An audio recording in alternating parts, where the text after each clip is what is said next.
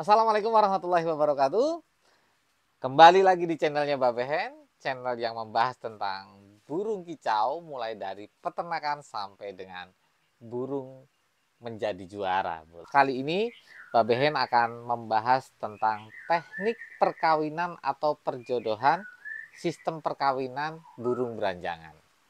Nah, dari beberapa kunjungan Babehen kepada para breeder-breeder beranjangan atau para peternak beranjangan di wilayah sekitaran Jogja, itu ternyata Babehen sudah bisa uh, sedikit menyimpulkan bahwa minimal ada 3 cara untuk perkawinan poligami pada beranjangan.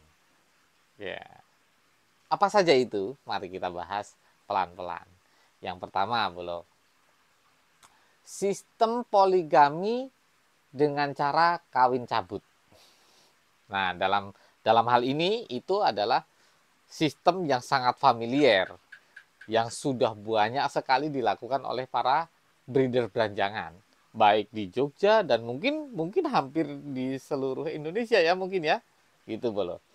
Nah, caranya seperti apa? Yang pertama kawin cabut adalah kita mempersiapkan betina di kandang satu persatu. Bisa dengan kandang kayu, juga bisa dengan kandang soliter atau kandang baterai yang bekas labet itu misalnya, atau kandang labet yang kotak itu bisa juga dengan kandang yang bisa dimodifikasi bagi teman-teman. Intinya adalah kandang itu kandang yang kecil, tidak terlalu besar, sehingga ketika kita memasukkan atau mau mengawinkan jantan kepada betina, itu tidak kesulitan untuk menangkapnya. Jadi sistemnya adalah si betina ada di kandang satu persatu begitu. Pada saat betina kemudian sudah mulai ngeper, jantan juga gacor, kita pegang. Nah, kita pegang tangan, si jantan kita pegang, kemudian kita masukkan ke kandang betina yang sudah siap atau yang sudah birahi. Kita masukkan. Nah, pada saat kita masukkan, kita tunggu sampai jantan itu ngawin betina, Bolo. Ketika sudah ngawin, hanya kita diamkan beberapa saat, kemudian kita ambil jantannya kembali, kita kembalikan ke kandang bulat atau ke kandang gantang, kandang kandang yang ada gantangannya gitu loh maksudnya, Bolo. Itu. Nah, sistem perkawinan kawin cabut ini itu memang simple. Simple dalam tanda petik gini. Dia lebih hemat. Lebih hematnya di mana? Lebih hematnya karena satu jantan bisa mengawini beberapa betina. Nah, pada umumnya kalau para breeder-breeder di sekitaran sini yang Babehen tahu, yang pernah Babehen datangin, satu jantan itu rata-rata mereka mengawinkan 3 betina atau 2 betina dalam satu hari. Gitu loh. Dan itu dilakukan selama minimal 3 hari berturut-turut. Minimal 3 hari berturut-turut. Jadi hari ini misalnya nih, itu jantan kita kawinkan dengan betina A. Z. Setelah kawin kita ambil, kemudian kita kasih EF lagi, kita kasih makan yang bagus lagi, kita jemur sebentar, kita angin-anginkan. Di sore harinya, itu kita kawinkan dengan betina B. Gitu. Sehingga dalam satu hari, itu mengawini 2 betina, Bolo. Dan itu dilakukan sampai 3 hari berturut-turut. Gitu. Jadi 3 hari berturut-turut bisa mengawini 2 betina. Setelah 3 hari, tentunya jantan kita istirahatkan dulu minimal 2 hari, kita treatment, syukur kita punya vitamin, terserah vitaminnya apa yang biasa dipakai sama para bolo-bolo, karena banyak macamnya, itu kita kasih vitamin, kita treatment supaya staminanya bagus lagi. Nanti di hari yang ketiga, itu kita kawinkan lagi dengan betina yang berbeda. Akhirnya jantan bisa mungkin lebih dari 2, 3 atau mungkin lebih dari 4 betina bisa kawin dalam uh, dalam beberapa hari ya, dalam beberapa fase musim gitu. Karena biasanya kalau betina dengan kawin sistem cabut seperti itu hanya 3 hari berturut-turut. Setelah 3 hari biasanya betina sudah mulai bertelur belum. Pada saat sudah bertelur ya sudah tidak kita kawinkan. Nah, itu sistem kawin cabut yang pertama. Intinya, kawin cabut yang pertama itu adalah kawin cabut dengan model tangan, belum. Kita tangkap. Si jantan kita tangkap, kemudian kita masukkan ke kandang betina. Itu yang pertama.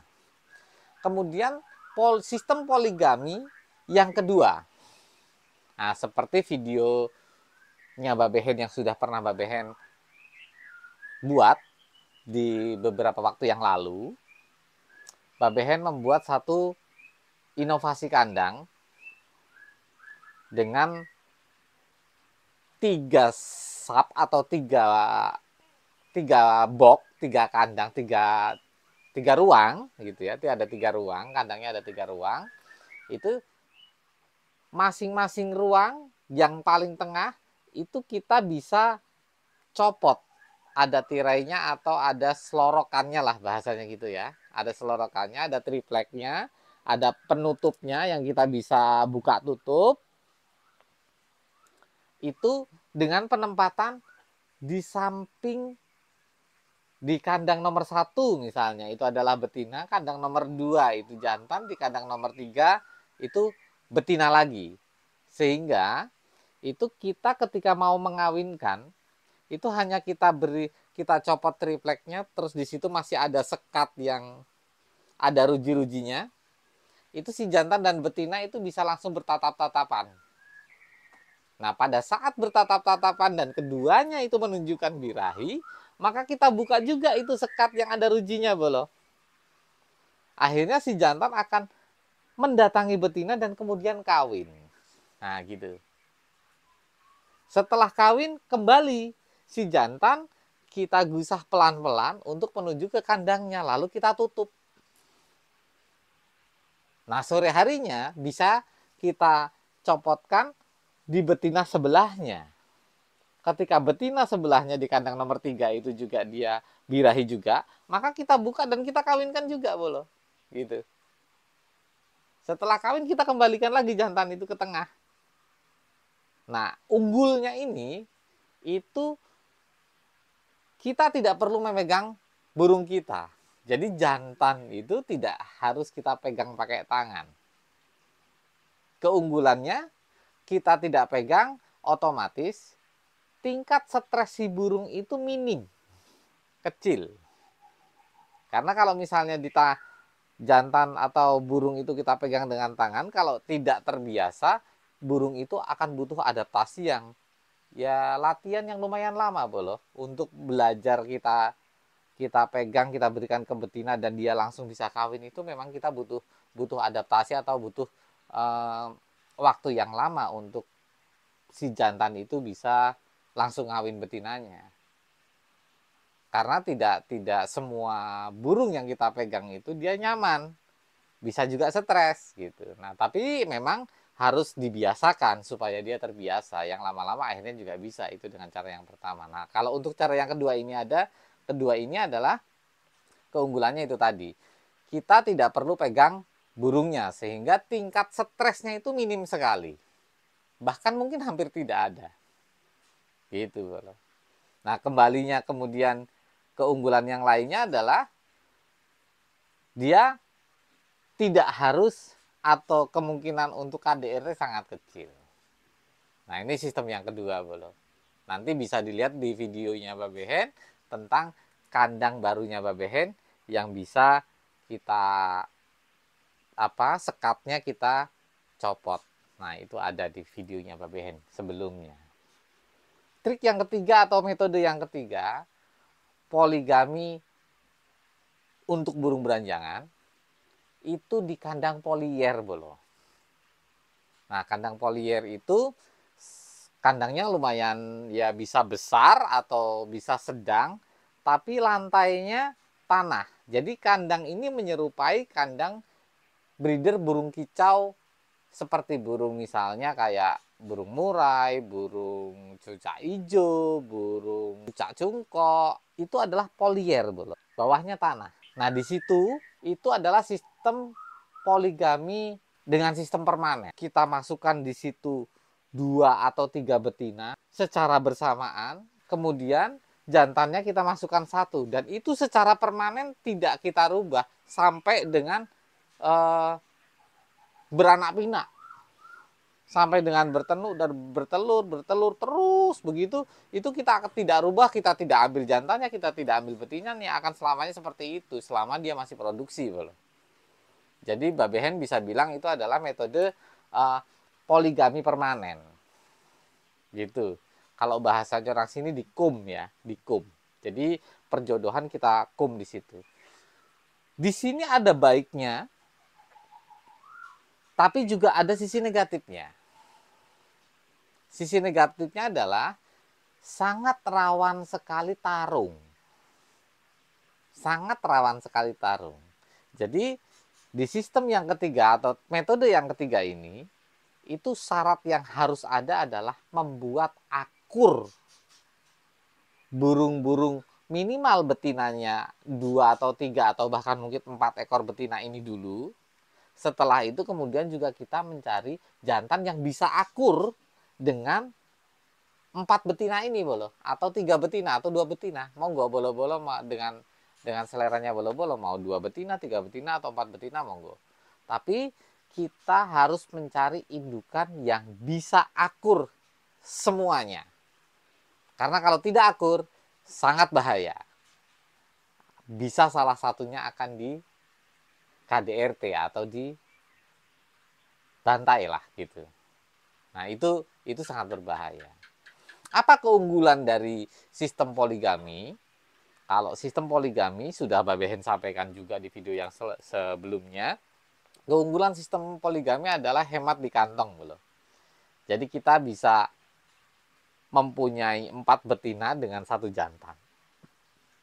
Karena apa? Harga betina dengan harga jantan itu selisihnya jauh. Jadi kalau kita misalnya punya 4 betina, cukup jantan 1 itu bisa digunakan untuk breeding. Tidak harus sepasang. Karena kalau sepasang bisa dibayangkan. Sekarang satu pasang burung beranjangan kelas Java yang siapan atau yang sudah hampir produksi atau sudah masuk ke fase birahinya atau sudah telur gemuk dan sudah jantannya sudah gacor birahi, ya paling tidak kalau misalnya kita anggarkan kasarannya berkisar antara 9 juta, 10 juta atau 8 juta sampai 10 juta misalnya satu pasang, itu kalau 4 pasang kan sudah banyak sekali angkanya, gitu. Tapi kalau kita beli betina 4, nah harga betina kan rata-rata di angka 2.500.000 misalnya.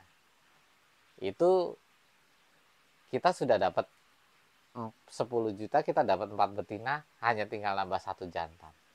Gitu, Secara ekonomis itu lebih ringan, tapi hasilnya tidak kalah dengan yang berpasang-pasangan. Gitu, Nah, ini mungkin bisa menjadi satu inspirasi untuk bolo-bolo kicau mania, bisa juga menjadi inspirasi untuk para breeder-breeder beranjangan. Mudah-mudahan bisa bermanfaat semuanya. Nah, saat ini Mbak Behen mungkin sampai di sini dulu, kurang lebihnya mohon maaf. Salam sehat satu hobi. Kicau mania berkah untuk kita semua. Amin. Assalamualaikum warahmatullahi wabarakatuh. Matur nuwun.